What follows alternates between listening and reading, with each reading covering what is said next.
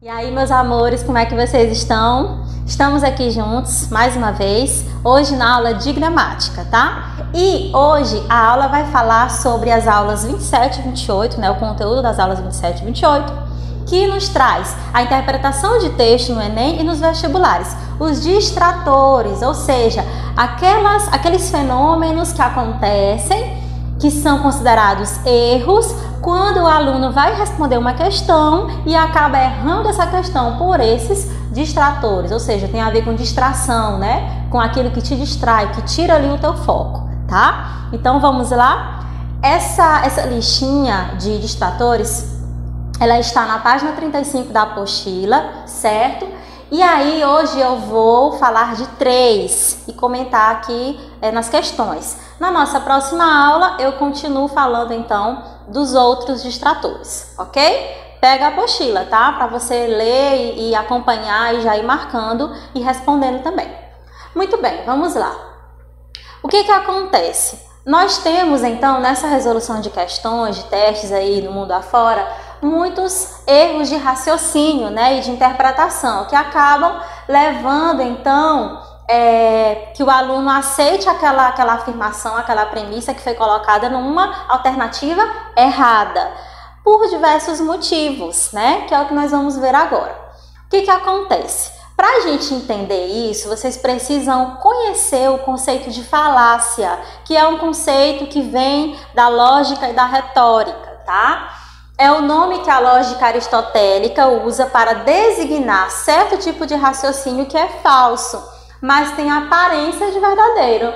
Por isso que a gente erra, né? Não sei se você já viu aí alguém falando assim, eita, isso é uma falácia. Ou seja, a pessoa está querendo dizer que aquilo ali é uma mentira, que é uma verdade que engana, né? Uma verdade distorcida.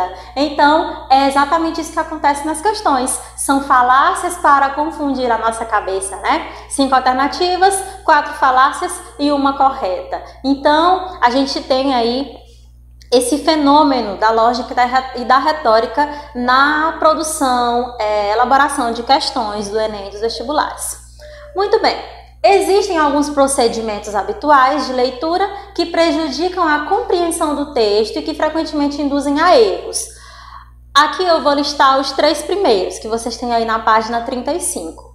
Quais são eles? Primeiro, a ilusão de facilidade. Olha o nome, a ilusão de facilidade. Isso aqui pega quem é preguiçoso, né? Olha só, baseia-se na impressão de que o fato de ser capaz de acompanhar o desenvolvimento de um texto é suficiente para responder às questões. A gente vai lendo o texto e vai pensando, esse texto aqui é fácil. Aí você vai e lê e tem a ilusão de que a questão vai ser fácil porque você achou o texto fácil. Esse é um dos erros, tá bom? A ilusão de facilidade. Outro erro, a leitura fragmentária, ou seja, aquela que não se preocupa em apreender. O que é aprender? A gente já aprendeu nos bimestres anteriores. É você assimilar o que você está lendo. Aquela que não se preocupa em apreender a correlação entre os dados do texto, certo? Ou seja, você precisa observar que o texto ele tem diversos dados e esses dados estão interligados. Então, às vezes, a gente lê e faz uma leitura que a gente fragmenta o texto, foca só em uma parte ou foca só em outra parte. E isso ocasiona o erro, porque às vezes a pegadinha, né, a falácia, vai estar numa alternativa que tem a ver com um pedaço do texto, mas não com o texto completo, certo? Então, acontece bastante também esse erro aqui. Outro ponto que nós precisamos saber, desprezo pela intervenção do contexto. Muitas vezes a gente lê o texto e esquece do contexto, né? Que é a situação, ou seja, o fator situacionalidade que influenciou naquele texto ali. Consiste na depreensão de significados do texto sem levar em conta o que fora do texto uma expressão pode ter sentido oposto ao que adquire no contexto. Cada expressão tem um contexto que nos possibilita compreender o sentido, né? Foi o que a gente viu nas aulas sobre polissemia, né? Agora no período do segundo bimestre.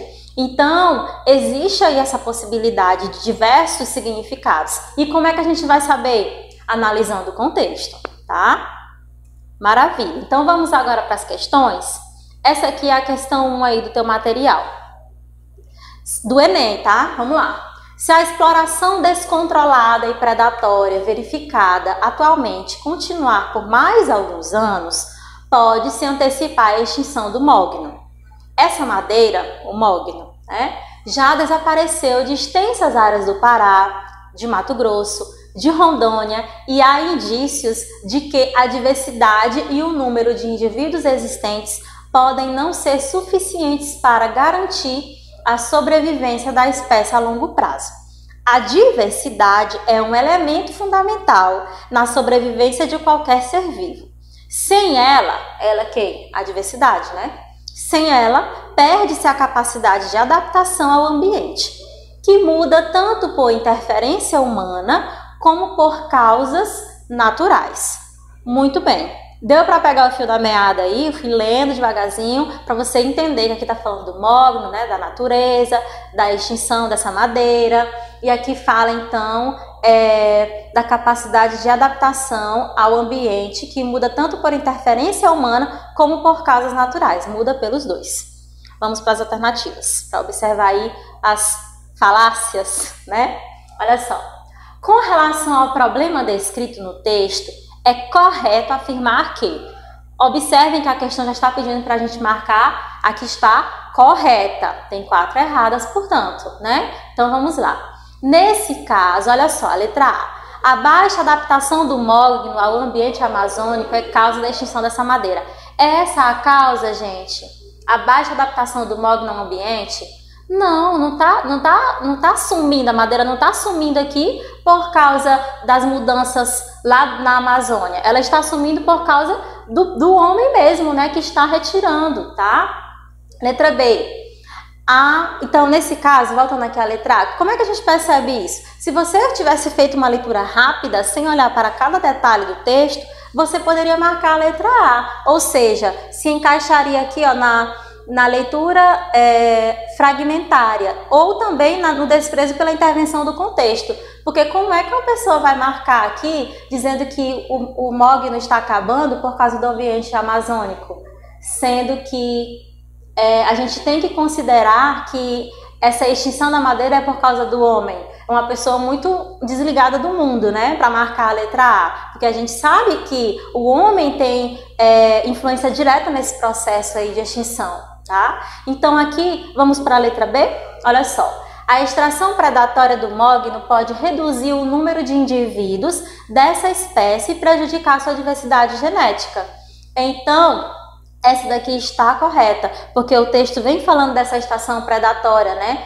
Que vem diminuindo indivíduos dessa espécie e prejudicando a diversidade genética da madeira, tá? Então, a gente percebe justamente que, olha só, no início, se a exploração descontrolada e predatória verificada atualmente continuar por mais alguns anos, pode-se antecipar a extinção do mogno. Aqui no começo da questão já está falando que essa exploração descontrolada e predatória tem sido o motivo, né, de a madeira estar sumindo. Ok? Maravilha? Olha só a letra E. O desinteresse do mercado madeireiro internacional pelo mogno contribuiu para a redução da exploração predatória dessa espécie. O texto não está nem falando de desinteresse do mercado madeireiro, pelo contrário. Se o texto fala que no Pará, qual foi o outro país, o outro estado? Pará, Mato Grosso, Rondônia. Se está falando que aqui já teve uma área enorme que desapareceu, com certeza é porque existe aqui o interesse, né?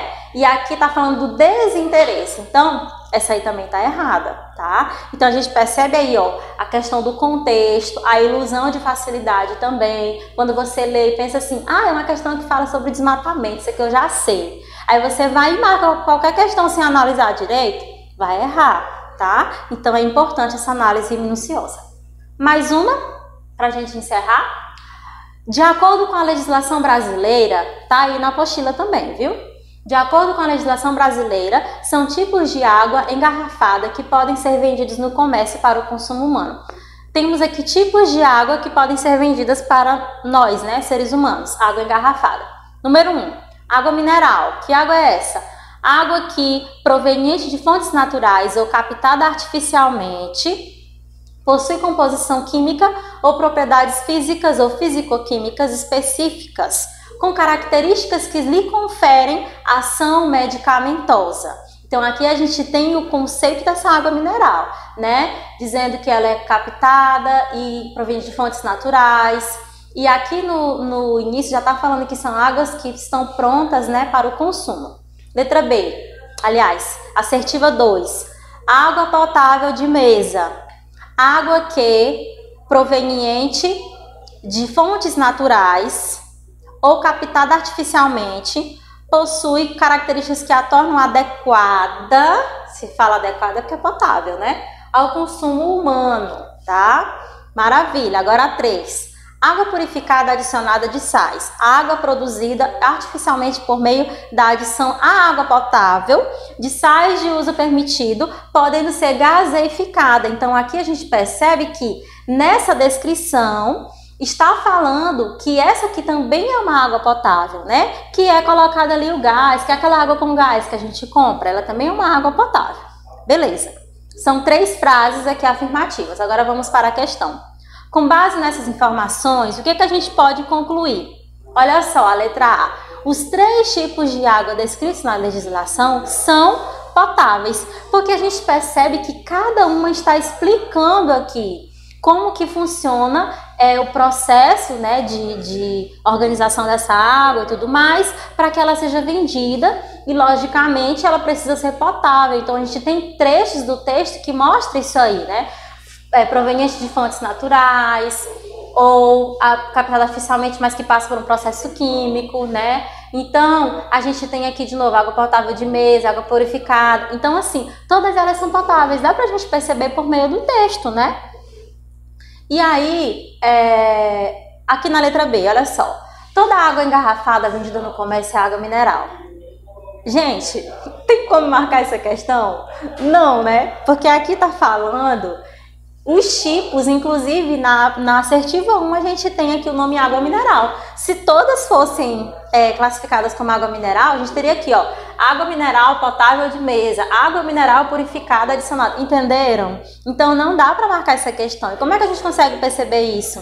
Por meio da leitura contextualizada também, né? E também para a gente evitar o erro, como é colocado aqui no início, da leitura fragmentária e da ilusão de facilidade, porque você olha e pensa que o texto está fácil, ou você vai ler fragmentalmente e acaba não percebendo os detalhes do texto por completo, porque você vai entendendo então as alternativas, observando que as 3 assertivas elas estão em conjunto, ok, gente?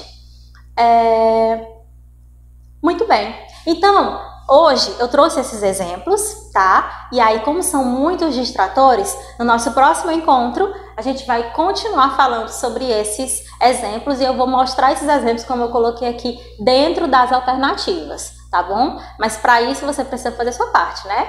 Pega aí o material, responde lá no plural, na verdade, né? Para que a gente possa então conseguir entender esse conteúdo, beleza? Um abraço, fiquem com Deus.